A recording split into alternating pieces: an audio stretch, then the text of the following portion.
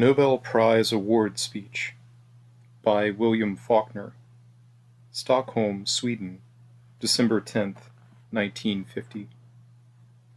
I feel that this award was not made to me as a man, but to my work, a life's work in the agony and sweat of the human spirit, not for glory, and least of all for profit, but to create out of the materials of the human spirit something which did not exist before. So this award is only mine in trust. It will not be difficult to find a dedication for the money part of it, commensurate with the purpose and significance of its origin. But I would like to do the same with the acclaim, too, by using this moment as a pinnacle from which I might be listened to by the young men and women already dedicated to the same anguish and travail, among whom is already that one who will someday stand here where I am standing. Our tragedy today is a general and universal physical fear, so long sustained, by now that we can even bear it. There are no longer problems of the spirit. There is only the question, when will I be blown up?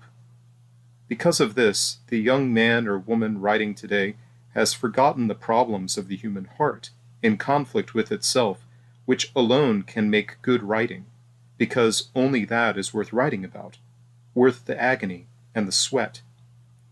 He must learn them again.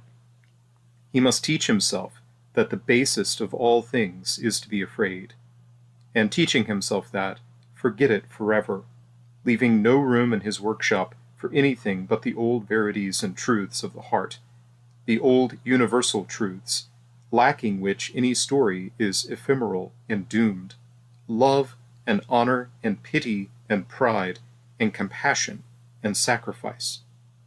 Until he does so, he labors under a curse. He writes not of love, but of lust, of defeats in which nobody loses anything of value, of victories without hope, and worst of all, without pity or compassion.